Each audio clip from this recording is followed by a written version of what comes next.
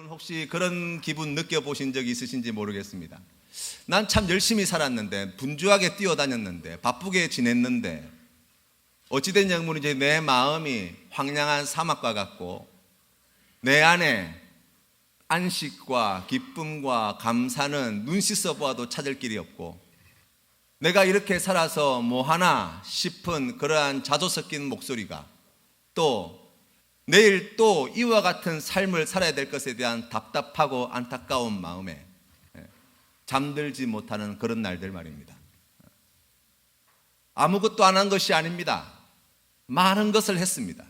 분주하게 뛰어다녔습니다. 목표를 놓고 그 목표를 얻기 위해서 아침부터 저녁까지 애를 쓰고 또 애를 쓰며 살았습니다. 그런데 왜 우리의 마음 안에 기쁨이 없습니까? 그런데 왜 우리의 마음은 점점 메말라갑니까? 그런데 우리의 마음에 왜 소망은 점점 사라지고 내일이 절망스럽게 여겨지기까지 합니까? 하루를 정리하면서 그런 생각이 들었습니다.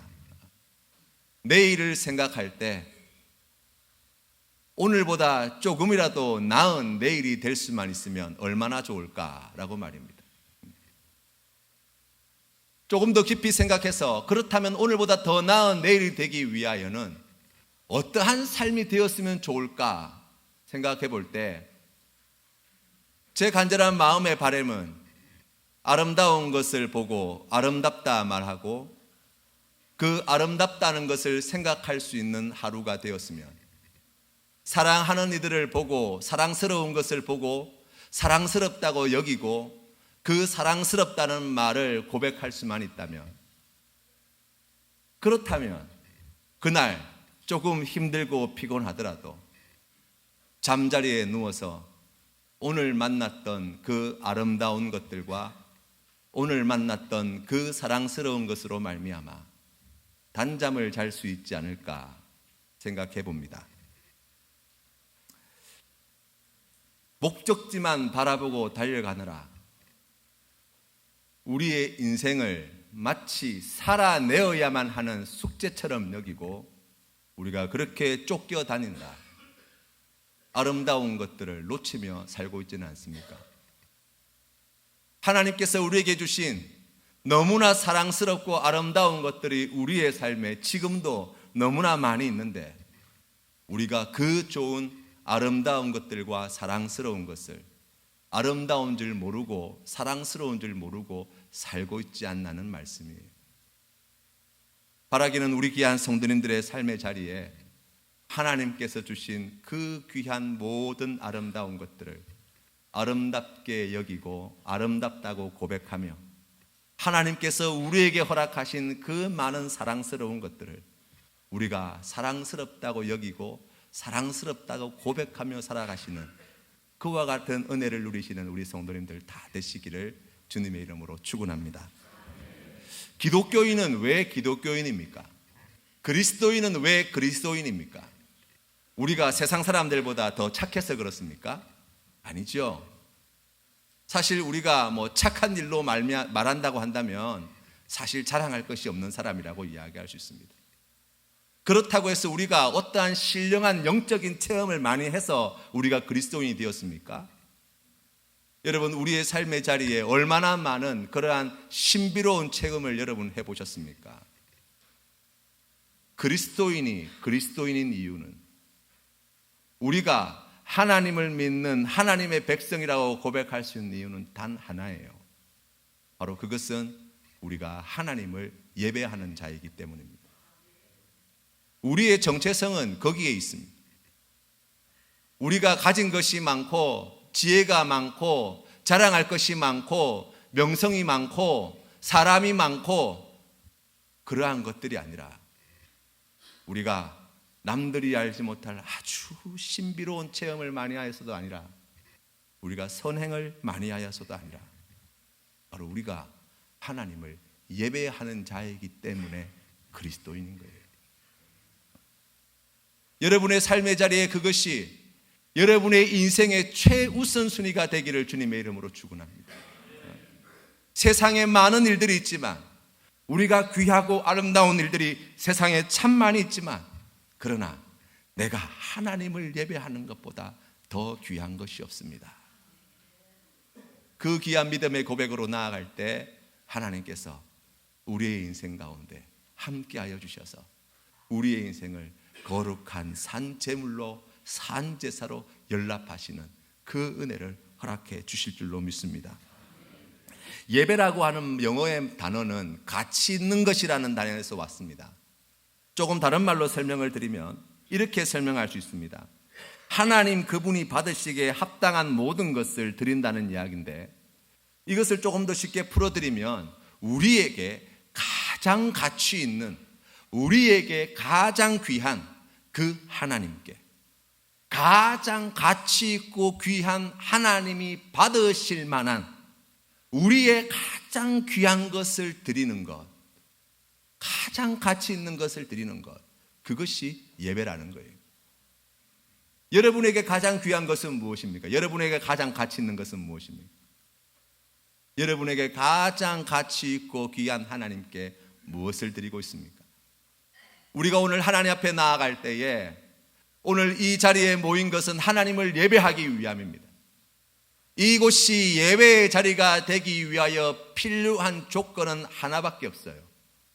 무엇이냐면 이곳에 하나님이 임재하시느냐 안 하시느냐에 달려있는 거예요.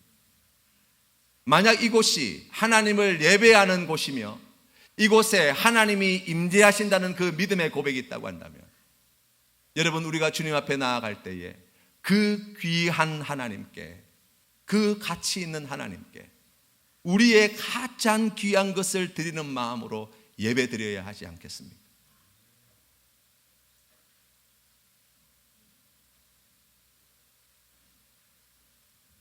예배는 하나님께만 몰입하는 시간이라고 이야기할 수 있습니다.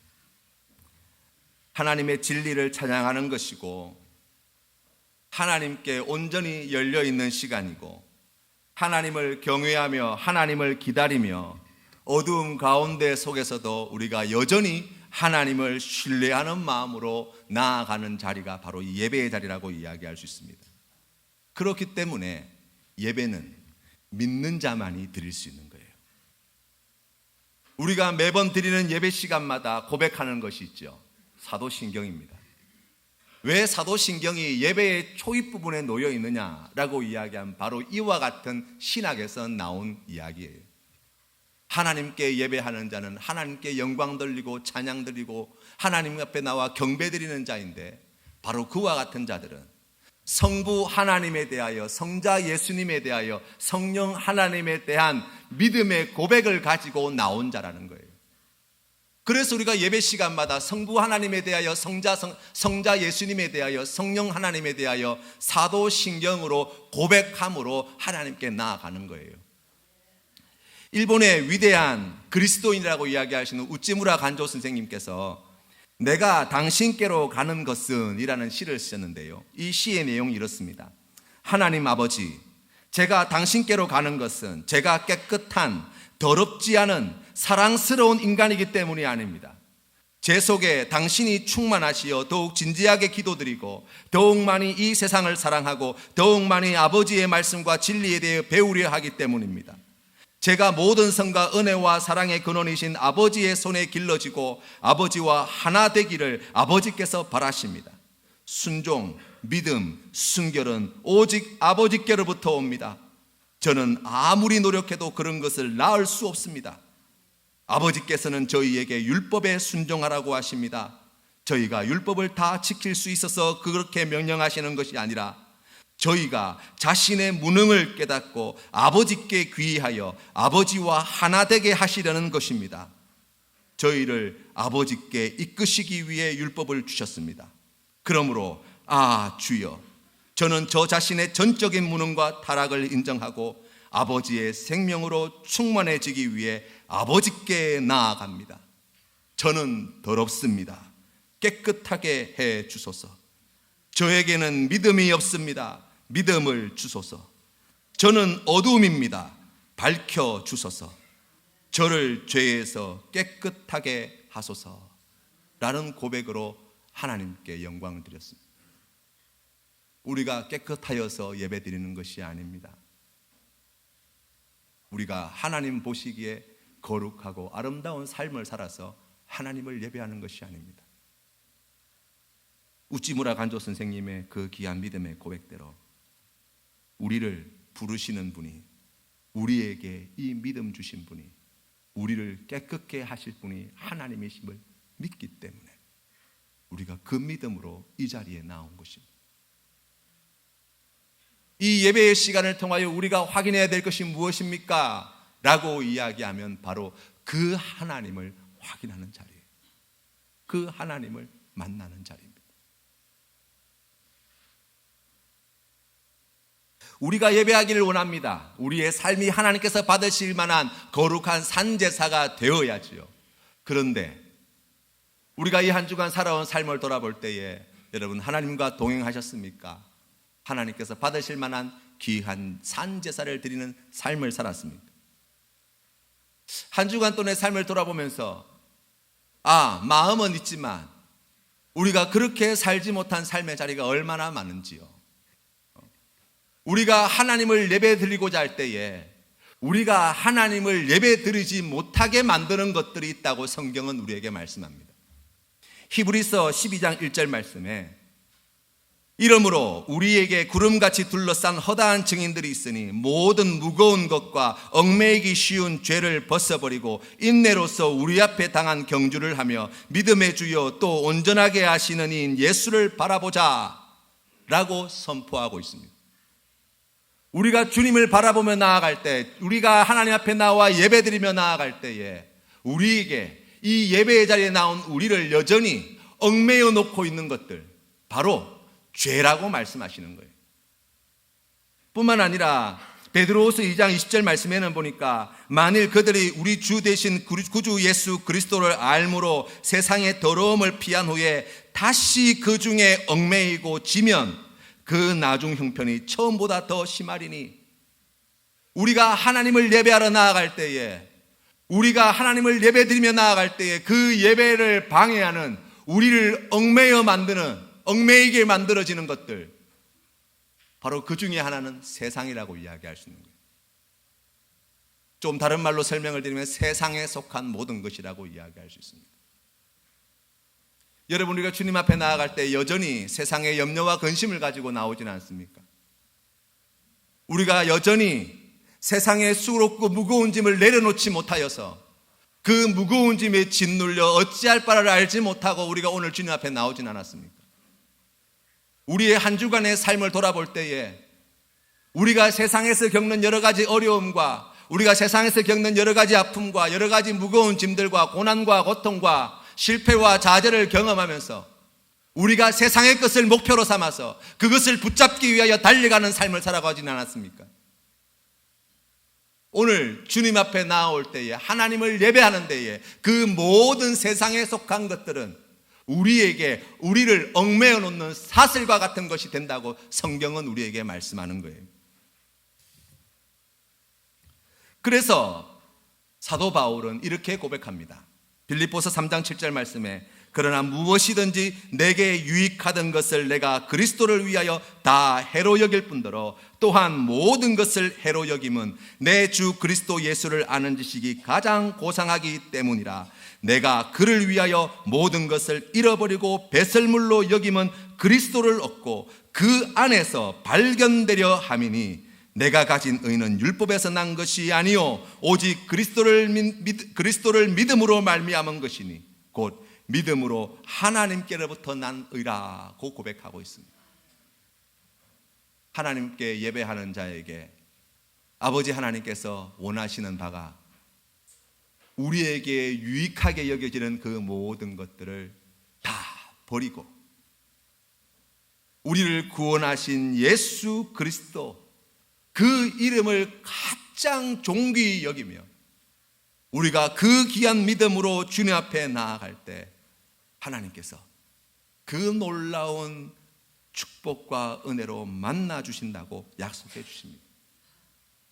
오늘 우리가 말씀을 통해서 만나는 이 속죄제는 이스라엘 백성들이 하나님 앞에 드렸던 5가지 제사 가운데에 번제와 소제와 화목제와 속죄제와 속건제가 있는데 그 가운데 이 속죄제는 죄 자체를 처리하는 제사법이에요. 다시 말하면 번제물은 하나님 앞에 그 번제를 드릴 때 나의 죄를 고백하고 그 죄를 사하여 주시는 하나님의 은혜에 감사하며 하나님께 헌신을 결단하는 자리예요. 그런데 그에 비해서 이 속죄제는 내 죄로 말미암아 더럽혀진 모든 것들을 깨끗이 제거하고 씻어내는 제사예요. 그래서 오늘 성경 말씀에 이 제사장이 이 속죄제를 드릴 때에 오늘 성경 말씀에 보면 여러 가지 성물에까지 그 피를 발라라고 말씀하고 있는 거예요. 왜 그렇습니까? 죄 있는 제사장이 그 죄로 말미암아 그 거룩한 것을 오염시켰다는 거예요. 그래서 그것을 깨끗게 하기 위해서 제사장은 그의 직무를 감당하기 위하여 만졌던 그 모든 성구를 다 속죄하라고 말씀해 놓고 있는 것입니다. 뿐만 아니라 우리가 오늘 성경 말씀 이어서 뒤에 계속 살펴보면 이 속죄제에서 예외되어지는 사람이 없어요. 제사장부터 시작하여서 온 회중과 족장과 모든 백성들과 가난한 자들의 이르기까지 하나님 앞에 나와 이 속죄제를 드리라고 하나님은 명령하셨습니다. 왜 그렇습니까? 죄로부터 자유로운 자들이 없기 때문입니다. 그리고 그 죄를 가지고서는 그 죄의 문제를 해결하지 않고서는 하나님을 예배할 수 없기 때문입니다. 그래서 예수님께서 우리를 위하여 십자가에 달려 죽으신 그 십자가의 사건은 우리를 위하여 드려진 단 한 번의 완전한 속죄제가 되어지는 거예요. 왜 그래요? 우리의 모든 더러움을 다 씻어내시는, 우리의 그 모든 죄로 말미암아 빚어진 모든 더럽고 추악한 것들을 다 씻어내시는 효력이 있기 때문입니다.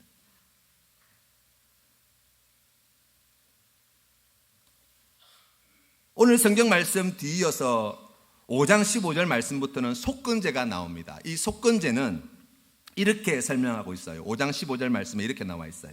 누구든지 여호와의 성물에 대하여 부지 중에 범죄하였으면 여호와께서 속건제를 드리되 내가 지정한 가치를 따라 성소의 세겔로 몇 세겔 은에 향당한 흠없는 순양을 양떼 중에서 끌어다가 속건제로 드려서 성물에 대한 잘못을 보상하되 그것의 5분의 1을 더하여 제사장에게 줄 것이요 라고 나와 있어요. 이 속죄제는 죄를 씻어내는 제사라고 한다면 속건제는 죄로 말미암아 빚어진 모든 문제를 보상하는 제사예요. 왜 그럴까요? 그렇게 해야지만 그 모든 죄로부터 자유로울 수 있기 때문이라고 말씀할 수 있습니다. 예수님께서 십자가에 달려 죽으신 그 십자가의 대속의 사건이 바로 하나님께서 우리를 위하여 준비하신 완전하신 속건제가 되어집니다. 오늘 성경 말씀에 보니까 그러한 성물에 대하여 죄를 범하면 5분의 1을, 그 값의 5분의 1을 더하여서 보상하도록 규정해 놓으셨는데 하나님께서는 죄 있는 우리의 그 모든 죄로 말미암아 빚어진 문제들을 해결하시기 위하여 예수 그리스도를 십자가에 못 박아 죽이셨는데 예수 그리스도의 십자가의 그 죄값은 우리 각 사람 한 사람이 가지고 있는 죄값과 비교할 수 없는 우리 예수님의 그 영광스러움과 우리 예수님의 그 거룩하심을 생각해 본다면 하나님께서 과한 비용을 지불하셨다라고 해도 과언이 아니죠. 우리가 사람 아닙니까? 하나님께서 지으신 피조물이잖아요. 그런데 우리 하나님께서는 한낱 티끌로 만든 우리의 죄를 용서해 주시고 그 죄로 말미암아 빚어진 문제를 해결하시기 위하여 누구를 십자가에 못 박아 죽이신 것입니까?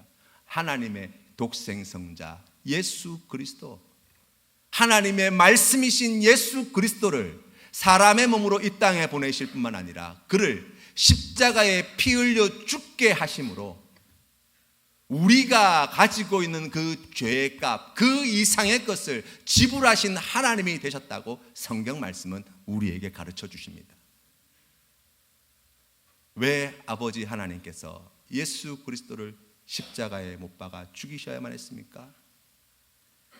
우리가 지은 그 모든 죄의 문제, 그 모든 죄의 값, 그 모든 것을 보상하기 위함이라고 성경 말씀은 이야기해요. 그래서 모든 피조물의 구속과 구원을 위한, 온 우주 만물의 구원을 위한 구원자 예수 그리스도가 되셨다고 성경은 우리에게 말씀합니다. 파크허스트 교도소라는 교도소가 미국에 있는데요, 그곳에 한 살인자가 무기징역을 받아서 복역 중에 있었습니다. 그 사람의 이름은 제이슨 리처드라고 하는 사람인데, 이 사람이 감옥에 투옥되어 그 감옥에 수감되고 난 다음에 그곳에서 홀로 지내는 동안 이제 시간이 점차 지나자 그가 살았던 삶을 돌아보게 되었어요. 지나온 삶이 너무나 기가 막힌 거예요. 지금 살해를 하여서 살인자가 되어서 지금 종신형을 받고 감옥에 들어가 앉아 있는데 자기의 인생을 돌아보니 너무 기가 막힌 거예요. 너무나 안타까웠습니다. 돌이킬 수 없는 죄를 저질렀잖아요. 그 죄로 말미암아 누군가는 희생당하여 죽었잖아요. 그 죽은 사람으로 말미암아 많은 사람들이 큰 고통을 여전히 지금도 받고 있을 거라 생각하고, 또 자신의 삶을 돌아볼 때 그 죄책감을 감당할 길이 없는 거예요. 너무나 괴로웠습니다. 내가 꼭 그렇게 했어야만 했나? 내가 그때 왜 그렇게 했던가?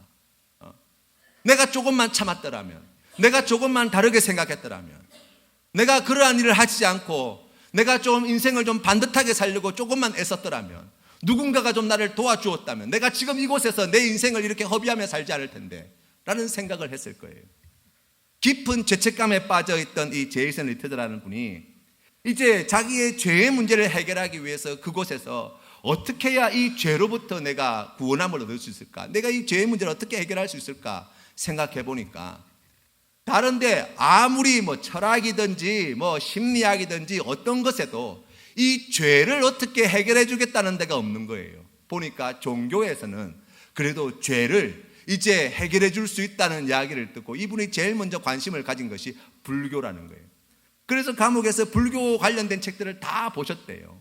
다 보시는데도 마음이 시원찮은 거예요. 왜 그렇습니까? 불교에서는 여전히 죄를 이야기합니다. 그 죄로 말미암아 당하는 인간의 고통에 대해서 이야기합니다. 그런데 그 죄를 어떻게 해결할 수 있는지는 답이 없는 거예요. 그래서 이분이 다시 이슬람교를 가서 이슬람교와 관련되어진 여러 가지 책들을 다 찾아보면서 이 죄의 책감으로부터 이제 자유를 얻기 위해서 그렇게 열심히 책을 보았다는 거예요. 그런데 거기에서도 자기의 죄의 문제를 해결해 주겠다는 그러한 이 확신이 들지 않더라는 거예요. 그러다가 이분이 든 책이 성경 말씀이에요. 성경 말씀을 들고 이제 앞에서부터 쭉 읽어 나가게 되어지는데, 이분은 원래 무신론자였습니다. 그리고 살인죄를 저지른 죄인이었으니 그의 인생이 어떠한 인생인지 우리가 다는 알지 못하지만 짐작할 수 있죠. 그런 자가 성경 말씀을 읽는데요, 그 말씀을 읽으면서 하나님이라는 분에 대해서 조금씩 알아가기 시작하는 거예요. 하나님이라고 하는 분을 알면 알수록 자신이 죄인이라는 돌이킬 수 없는 사실 때문에 더 크게 절망하는 거예요. 여러분, 우리가 하나님을 알아가면 알아갈수록 바로 그와 같습니다. 거룩하신 하나님을 우리가 사랑하면 사랑할수록, 그분에 대해서 배우면 배울수록 그 하나님 앞에 이 죄 많은 인생, 내가 감당할 수 없는 이 엄청난 죄, 이걸 어떻게 해결해야 될지 모를 때 우리가 깊은 절망감에 빠지게 되는 거예요. 그런데 이분이 성경 말씀을 읽으면서 놀라운 복음을 들었어요. 그게 뭐냐면, 성경 말씀을 읽다 보니까 성경 말씀에서 처음부터 끝까지 일관되게 이 분에게 강조하여서 반복하여서 들려주는 메시지가 있더라는 거예요. 그게 무엇이냐면, 하나님은 죄를 용서해 주기를 원하시는 하나님이시라는 거예요. 우리 하나님께서 그 죄를 사하여 주시기를 원하시는 하나님이시라는 사실이에요. 이분이 그 말씀 앞에 거꾸러졌습니다. 그리고 그 말씀을 붙들고 하나님 앞에 나아가서 그 종신형을 받은 그 감옥에서 그 말씀 가운데 임재하시는 하나님과 함께 머무르는 은혜를 누리게 되었습니다. 이분이 그때 그렇게 고백하였다고 합니다. 그건 마치 내가 예배 드리기 시작한 것과 같았는데 나는 그때 아직 예배가 무엇인지도 모를 때였습니다. 내 죄를 용서해 주고 싶어 하시는 하나님을 말씀 가운데 만났고, 그 말씀 가운데 함께 하시는 하나님과 거하는 그 감옥 안이 하나님을 예배하는 곳이었음을 고백하는 것이죠. 우리 주님께서 이 땅에 사람의 몸을 입고 오셔서 제일 먼저 하신 그 귀한 복음의 선포, 누가복음 말씀에는 이사야서 61장을 말씀을 가지고 우리 주님께서 먼저 복음을 선포하셨는데 이렇게 말씀하십니다. 61장 1절, 2절, 3절 말씀에 주 여호와의 영이 내게 내리셨으니 이는 여호와께서 내게 기름을 부으사 가난한 자에게 아름다운 소식을 전하게 하려 하심이라. 나를 보내사 마음이 상한 자를 고치며 포로된 자에게 자유를, 갇힌 자에게 노임을 선포하며 여호와의 은혜의 해와 우리 하나님의 보복의 날을 선포하여 모든 슬픈 자를 위로하되 무릇 시온에서 슬퍼하는 자에게 화관을 주어 그 죄를 대신하며 기쁨의 기름으로 그 슬픔을 대신하며 찬송의 옷으로 그 근심을 대신하시고 그들이 의의 나무 곧 여호와께 심으신 그 영광을 나타낼 자라 일컬음을 받게 하려 하심이라. 아멘.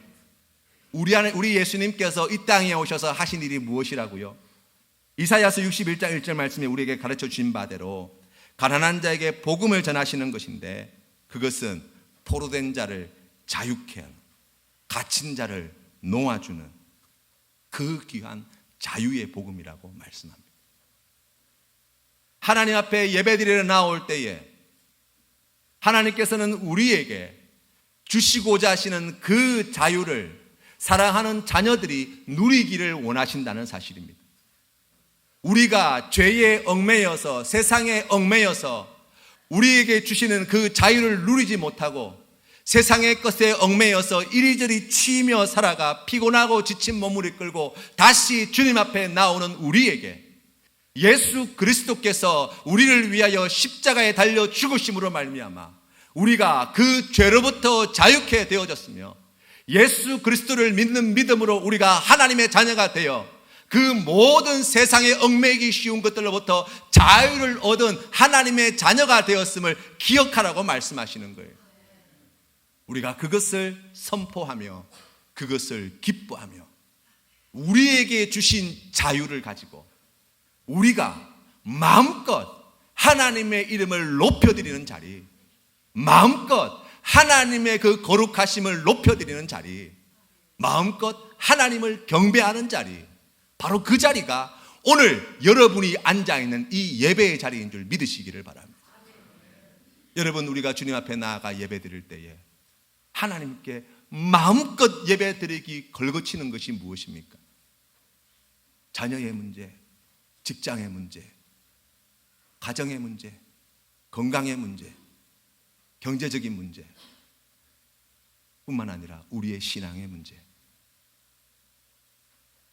그 외에도 여러 가지 많은 문제들이 마치 얽히고 설킨 사슬처럼 실타래와 같이 우리를 꽁꽁 얽어매고 있지 않습니까? 그래서 주님 앞에 예배 드리러 나와서도 마음껏 하나님을 찬양하지 못하고 그 위축되어진 몸과 마음으로 어찌할지 알지 못하며 이 자리에 있지 않습니까? 하나님은 우리를 자유케 하셨다고 말씀합니다. 하나님은 우리를 그 모든 죄로부터 건져 주셨다고 말씀합니다. 하나님은 우리에게 그 모든 세상의 것과 비교할 수 없는 영광스러운 것으로 그 얽매이기 쉬운 세상의 것을 다 버리고 더욱 귀한 것을 차지한 하나님의 백성이 되었다고 우리에게 말씀합니다. 우리가 주님 앞에 나아갈 때 하나님께서 우리에게 주신 이 자유를 다시금 확인하고 우리가 평생 마음껏 하나님을 예배하는 하나님의 자녀로 살아야 되지 않겠습니까? 오늘 이 예배의 자리에서 우리가 그와 같은 은혜를 누리게 되어질 때 이 예배를 마치고 여러분의 삶의 자리로 돌아가서 여러분의 삶의 자리에 처해 있는 그 모든 여러 가지 얽매이기 쉬운 것들이 밀려오는 파도와 같이 우리를 덮치고 덮치고 또 덮칠 터이지만, 그러나 이 예배의 시간을 통하여 하나님께서 우리에게 다시금 확인하여 주신 그 은혜의 자리, 예수 그리스도께서 나를 위하여 속죄 제물이 되어 주시고, 예수 그리스도께서 나를 위한 속건 제물이 되어 주셔서 그 모든 얽매이기 쉬운 죄값을 우리 하나님께서 다 지불하시고 우리를 참된 자유로운 하나님의 자녀로 세우셨다는 그 귀한 복음의 말씀을 가지고 우리의 삶의 자리에서도 마음껏 하나님을 찬양하며, 마음껏 주님의 말씀에 순종하며, 마음껏 예수 그리스도의 복음을 전하며 살아가는 그리스도인이 되어야 하지 않겠습니까? 오늘 시간 주님 앞에 나온 우리 귀한 성도님들의 삶의 자리에 그와 같은 은혜가 충만하시기를, 그래서 이 한 주간도 마음껏 하나님을 예배하며 사시는, 믿음으로 승리하시는 귀한 하나님의 자녀 되시기를 주님의 이름으로 축원합니다. 기도드리겠습니다.